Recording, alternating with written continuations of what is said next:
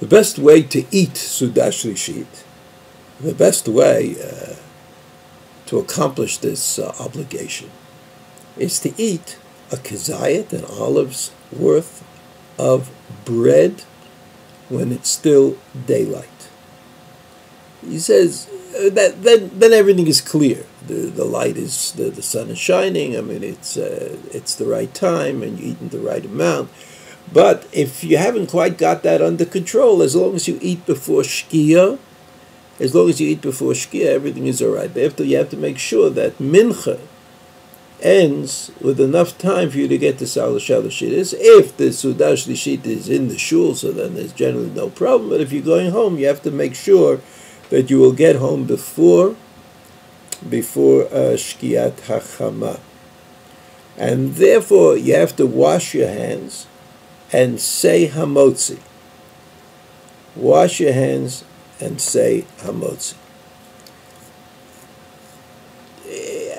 This is the way you should do it a priori. If all things are equal and calm, and you should also have Lechem Mishnah, as we pointed out in the past, as you should have Lechem Mishnah on the table that you will make Birkat Hamotzi on, and then eat at least a beitzah, an egg's worth of matzah, right? But certainly, if you don't do that, if you can't eat an egg's worth of bread or matzah, then you should certainly make sure that you eat a olive's worth. It says if, however, you're too hungry to eat, right? You just had lunch. I mean, today, it's not so uncommon in America to sit down to eat lunch on Shabbos at 1 o'clock, and Mincha might be at 4 o'clock. So if you finish eating lunch at 3 o'clock, it may be that you're not quite so interested in eating another meal. So then the Shulchan Aruch advises that you could eat mizonot, you could eat a cake and cookies, and if that is also too difficult, you can eat meat or fish. And as we said previously, at the very least you should eat a fruit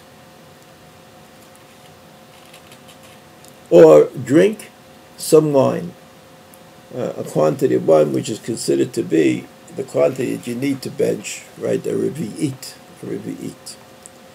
of wine. So that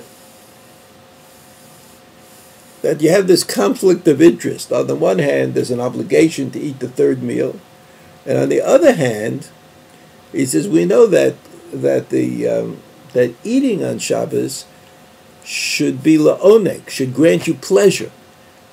And if it doesn't grant you pleasure, but it makes you really unhappy, then there's a kind of two interests that contradict each other. On the one hand, you're supposed to eat Suda Shlishit, but on the other hand, eating should be itself a source of pleasure on Shabbat. So, knowing this, maybe it would be a good idea that when you eat lunch, you should leave over a little room so that you'd be able to eat Salah Shalashidus again. But as we said, if it's absolutely impossible for you to eat, I mean, if it's really it gets to be distressing to think about eating, then of course it's not necessary. It's not necessary to eat anything at all.